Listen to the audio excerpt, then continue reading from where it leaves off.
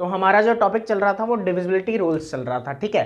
तो अब बात यह है इसके अंदर कि हमें एक चीज पता होनी चाहिए। हमने एक बात पढ़ी थी, रूल पढ़ा था कि 4 का जो होता है ना, 4 का अगर हमें चेक करना होता है तो उसके आखिरी के 2 डिजिट चेक करने पड़ते हैं, आखिरी के 2 डिजिट। उसके लिए हमें ये चीज आनी चाहिए जो मैं अब आपको बताने जा रहा हूं, कि हमें ये पता होना चाहिए कि 1 से लेके 100 तक में, 1 से लेके 100 तक में कितने ऐसे नंबर हैं जो 4 के टेबल में आ जाते हैं या 4 से डिविजिबल हो जाते हैं। तो देखिए मैं क्या कहना चाह रहा हूं, उम्मीद है समझ में आपको आ गया होगा। नहीं तो एक बार मैं और रिपीट कर देता हूं स्टेटमेंट को, कि मैं ये कह रहा हूं कि 1 से लेके 100 तक में ऐसे कितने नंबर है या कौन कौन से नंबर है जो 4 के टेबल में आ जाते हैं। और अगर हमें इतना पता लग गया तो हमें कोई कितना ही बड़ा नंबर दे दे, हमें आराम से पता लग जाएगा कि वो 4 से डिविजिबल होगा या नहीं होगा, या वो 4 के टेबल में पूरी तरह आ जाएगा या नहीं। तो आराम से देखते हैं इस चीज को, आइए देखिए। तो देखिए हमें क्या याद रखना है और कैसे याद रखना है। वैसे तो हमें 4 का टेबल आता ही है, लेकिन वो कहां तक आता है, 40 तक, ठीक है। अब जरा एक प्रॉपर पैटर्न में देख लेते हैं कि क्या करना है। तो करना ये है कि सबसे पहले आपको ये मानना है ऐसे 10, फिर यहां पे लिखना है 20, फिर इधर 30, इधर 40, फिर इधर 50, फिर इधर 60, फिर 70, और फिर उसके बाद 80, और ऐसे ही फिर यहाँ पे 90 आ जाएगा, और यहाँ पे 100 आ जाएगा। चलिए 100 ले लेते हैं, ठीक है। इतना मेरे हिसाब से एक कैटेगरी। अब इसे 2 कैटेगरी में हमने बांटा, कौन कौन सा, 10, 30, 50, 70 और 90, ठीक है। 10, 30, 50, 70, 90, और एक कैटेगरी क्या हो गई हमारी, 20, 40, 60, 80 और 100, ठीक है। हम एक चीज देखेंगे यहाँ पे कि ये वाले कौन से हैं, इवन या ऑड।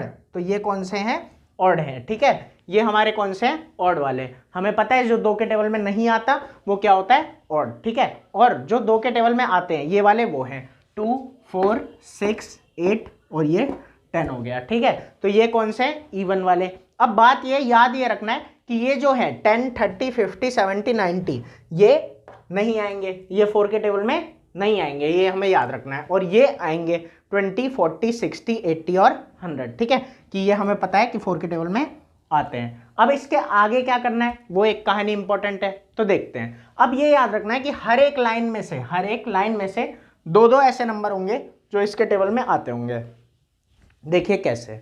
अब इसके अंदर है, जैसे ये 10 है ना, तो हमें पता है कि 1 वाली लाइन में से, जैसे 10 के बाद 11, 12, 13, 14 आता है ना, तो 1 वाली लाइन में से 2 नंबर। अब हमें टेबल आता है कि 4 के टेबल में 10 के बाद क्या आता है, एक 12 आता है, ठीक है, और एक क्या आता है, 16। इसकी मदद से ही बस हमें ये याद रखना है। और मैंने बोला कि हर एक लाइन में से ये वाले नंबर नहीं आते, ठीक है, कोई दिक्कत नहीं है, ठीक है, और ये वाले नंबर सारे आते हैं, ये पांचों तो आते हैं। लेकिन अब बात ये है कि हर लाइन में से, ठीक है, 2-2 नंबर आएंगे। जैसे यहां पे लिया तो 10 के बाद 12 और 16 आता है, ऐसे ही 20 के बाद 24 और 28 आता है, ठीक है। एक बात ये हो गई। अब यहां से हम आगे का सीक्वेंस बना लेंगे। जैसे सुनिए, जैसे यहां पे क्या था, 1 में 2 लगाया और 1 में 6 लगाया, क्योंकि 10 नहीं आता तो 12 और 16, ऐसे ही 30 नहीं आता तो ये क्या हो जाएगा, 32 और 36, ठीक है। ऐसे ही 15 नहीं आता तो 52 और 56, मतलब 26, 26 लगाते जा रहे हैं। ऐसे ही 70 नहीं आता तो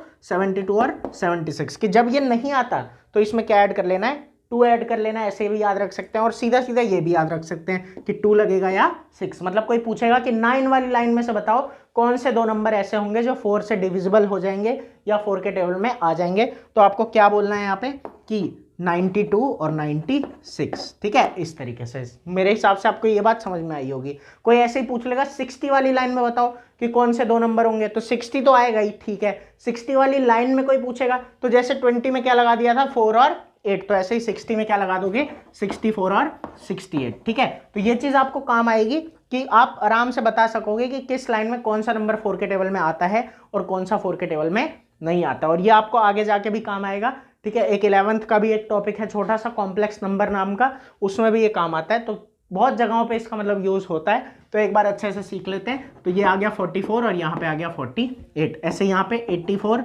और यहाँ पे क्या आ जाता है, 88, ठीक है। ऐसे ये है 100, तो इसमें क्या आ जाएगा, 104 और 108, इस तरीके से ये करके। तो यहाँ पे एक बात और हमें पता लगी कि एंड में अगर 00 है या 04 है या 08 है तो भी 4 के टेबल में आ जाएगा। तो मेरे हिसाब से इतना आपको याद हुआ होगा, ठीक है। तो यही 4 का टेबल है एक्चुअल में। जैसे शुरू के नंबर तो ये है 4 हो गया, 4 2 जा 8, उसके बाद 3 से यहाँ पे चालू हो जाता है कि 12 16 20, फिर 24 28, ऐसे ही 32 36 40 44 48, 52 56 60 64 68, ऐसे ही 72 76 80 84 88, फिर 92 96 100 104 108, ठीक है। अब इसका जो यूज़ है, इसका यूज़ ये है कि मान लीजिए आपको कितना भी बड़ा नंबर कोई दे देगा, 6 ये दे दिया किसी ने आपको, ठीक है। अब क्या होगा कि इसमें बस आपको ये देखना है, कोई ये पूछेगा कि क्या ये 4 के टेबल में आ जाएगा, या 4 से जब इसको डिवाइड करोगे तो क्या कोई रिमाइंडर बचेगा या नहीं बचेगा। यही डिविजिबिलिटी रूल का काम है, मैंने बताया था। तो बात यहाँ पे यही पड़ जाती है कि ये क्या है लिखा हुआ है 46। अब ये तो 40 तो आता है, जो आता है उसमें क्या लगाते हैं हम, 4 और 8 लगाते हैं, मतलब 44 और 48। तो ये बात तो हमें याद है मन में। तो यही बात यहाँ पे आ जाती है कि भाई 46 जो है वो नहीं आता, तो ये पूरा नंबर भी 4 से डिवाइड नहीं होगा, और अगर होगा भी मतलब करेंगे तो क्या बच जाएगा, रिमाइंडर बच जाएगा। इस तरीके से हमें ये चीज़ बहुत अच्छे से समझ में आ जाएगी। तो मेरे हिसाब से आप लोगों को पता लग गया होगा कि मैं क्या बताना चाह रहा था।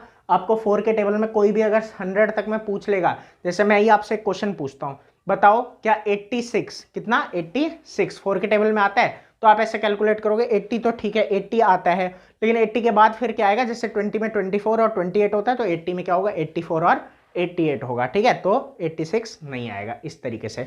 या फिर कोई पूछेगा मान लो 76, तो आप बोलोगे चलो 70 नहीं आता, तो जैसे 12 16 आते हैं ऐसे ही 72 और 76 आते हैं। तो ऐसे आप बिल्कुल आराम से इस चीज़ को निकाल लोगे। तो मुझे उम्मीद है कि ये चीज़ आपको समझ में आई होगी, और ये 4 की डिविजिबिलिटी चेक करने के लिए काफ़ी काम का है। अब आगे की वीडियोज़ में हम बाकी के क्वेश्चन करेंगे, तो देखिए आगे।